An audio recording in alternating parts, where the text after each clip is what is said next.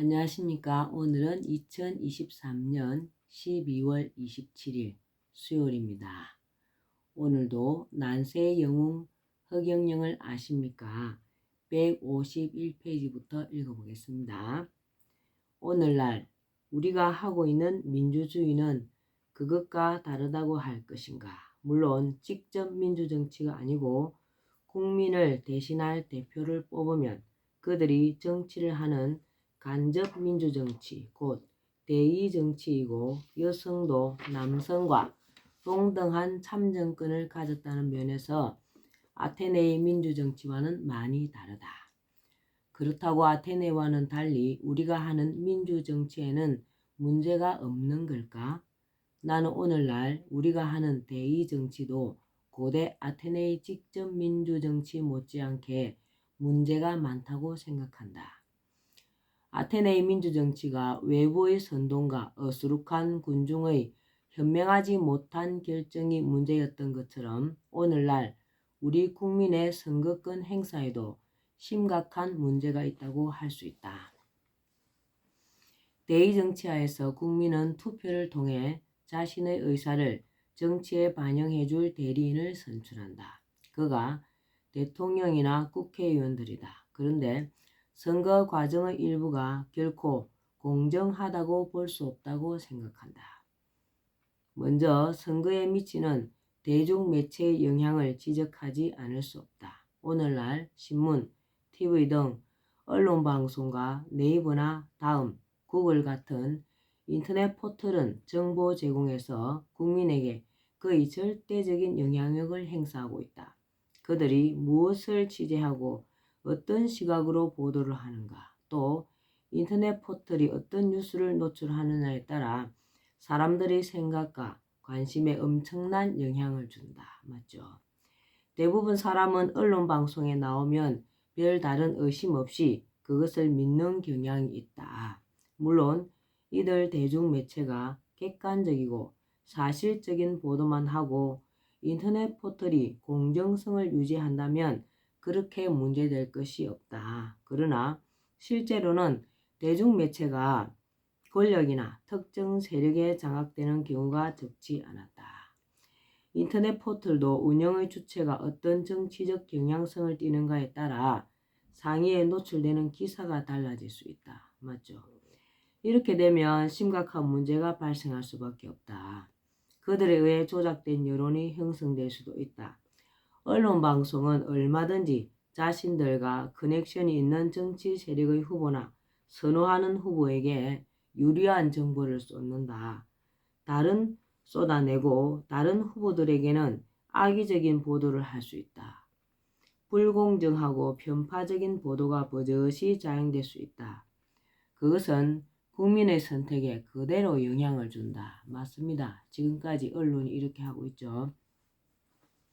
지금 우리나라의 언론 방송 중에도 그러한 보도 자세를 가진 곳이 적지 않다. 그대 정당의 특정 후보에 대해서는 선거 기간 전부터 엄청난 양의 기사를 쏟아내고 언론 방송에서 수없이 보여준다. 마치 언론 방송이 그들의 선거 운동원 같은 착각을 일으키게 할 정도다.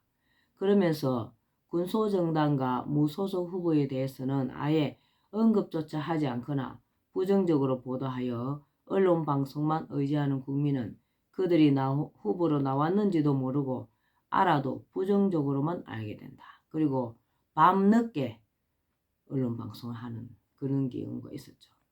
언론 방송이 허위 왜곡 보도를 하는 경우도 적지 않다. 2018년 5월 5일 나는 당시 미국의 트럼프 대통령을 만난 적이 있다. 이전에 나는 당시 미국 콜로라도주 상원 의원이자 상원 외교위원회 산하 동아시아 태평양 국제사이버안보정책소위원회 위원장이었던 코리 가든의 초빙으로 미국을 방문해 공화당 소속의 많은 사람이 함께 회의를 하는 자리에도 참석했다. 그럼에도 불구하고 아니라고 난리죠. 미국이 우리나라에 대해 굉장히 서운하게 생각하여 우리나라 의사와는 상관없이 북한의 핵무기와 장거리 미사일 도발에 대해 응징을 하려는 분위기가 고조된 상황이었다. 그들은 전투기와 잠수함 등 모든 것을 대기시킨 상황에서 북한 문제에 대해 마지막으로 내 생각을 들어보려고 나를 부른 것이었다. 우리 허경영 시인님의 위력을 여기서 볼 수 있습니다.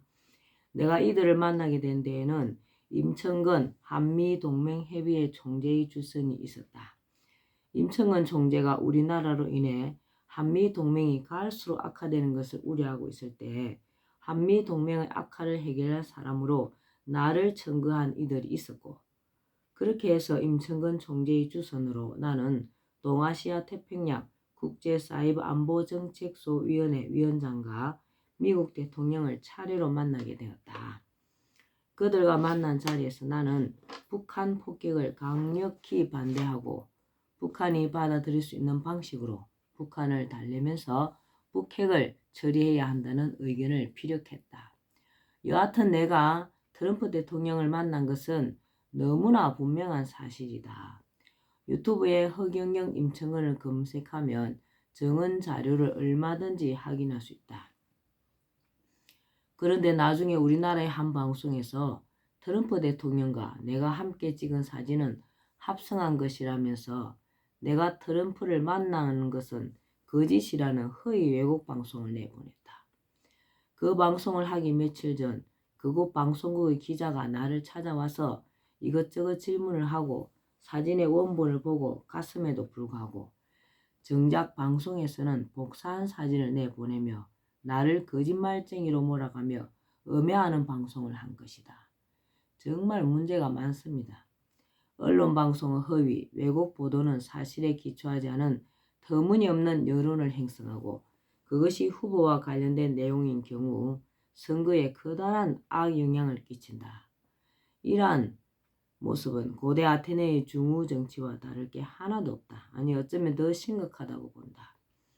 아테네는 야심을 가진 개인 몇몇이 화려한 언변술로 유권자들을 해놓겠다면 지금은 엄청난 영향력과 파급력을 가진 대중매체가 편향된 시각으로 특정 후보를 띄우기도 하고 죽이기도 하면서 국민의 선택에 의도적인 영향을 주고 있다.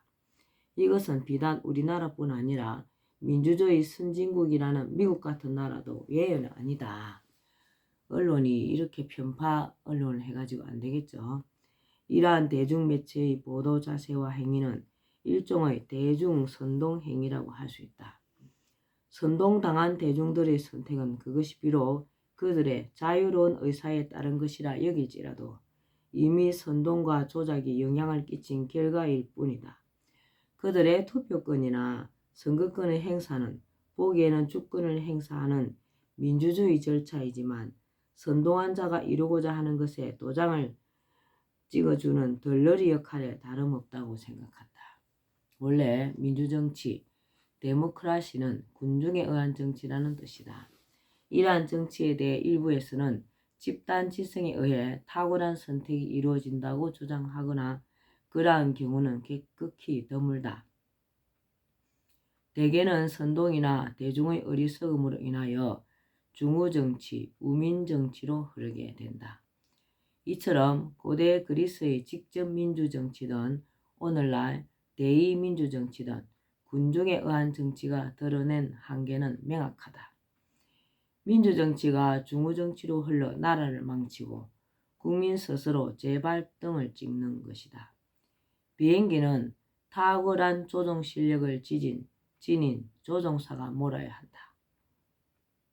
군중이 투표로 조종사를 뽑는다면 유능한 조종사가 뽑힌다는 보장을 할 수 없다. 행편없는 조종사가 뽑혀 비행기를 조종한다면 돌이킬 수 없는 재앙이 올 수도 있다는 것은 자명하다. 우리 국민은 이제 정치 영역에서만큼 소크라테스와 플라톤이 주장했던 것처럼 진리와 선을 아는 철인이 국가와 국민 모두의 이익을 위해 정치를 행하는 지혜로운 정치 방식을 생각해 봐야 한다. 민주정치의 또 다른 심각한 문제점으로 지적할 수 있는 것이 부정선거 가능성이다. 이것은 기득권을 가진 정치 세력이 자신들의 권력과 이익을 공고히 하기 위해 교모한 술책으로 선거에 영향을 주려고 하거나 부정을 저지르는 것이다. 그래도 이전에는 기득권 세력이 조직을 동원하여 유권자에게 직접 현금을 살포하거나 투표함 바꿔치기 등의 단순한 수법으로 선거를 조작했기 때문에 비교적 탄로나기가 쉬웠다. 그러나 지금은 발달한 과학기술을 선거에 활용하면서 부정선거의 가능성은 더 커졌고 교모한 방법을 구사할 수 있어 설령 부정이 있어도 쉽게 드러나지 않게 됐다. 선거에 활용되고 있는 과학기술은 개표와 집계를 훨씬 수월하게 할 수 있는 장점이 있다. 그런데 이렇듯 편리한 기술의 활용이 조작의 가능성이 제기되면서 부정선거 의혹으로부터 결코 자유롭지 않은 것이다. 지금 선거 때마다 끊임없이 부정선거 의혹이 제기되는 것은 그런 이유 때문이다. 부정선거는 사전투표나 우편투표 실시 등 선거제도의 허점을 통해서도 얼마든지 일어날 수 있다. 아마도 그 어떤 제도를 도입하더라도 부정선거 의혹을 완전히 배제할 수 없을 것이다. 정치 세력이 부정선거라는 유혹을 뿌리치기 어려운 것은 민주주의라는 제도 자체가 가지고 있는 약점이라고도 할 수 있다. 민주주의 원리 중 하나인 다수결의 원칙에도 문제가 있다.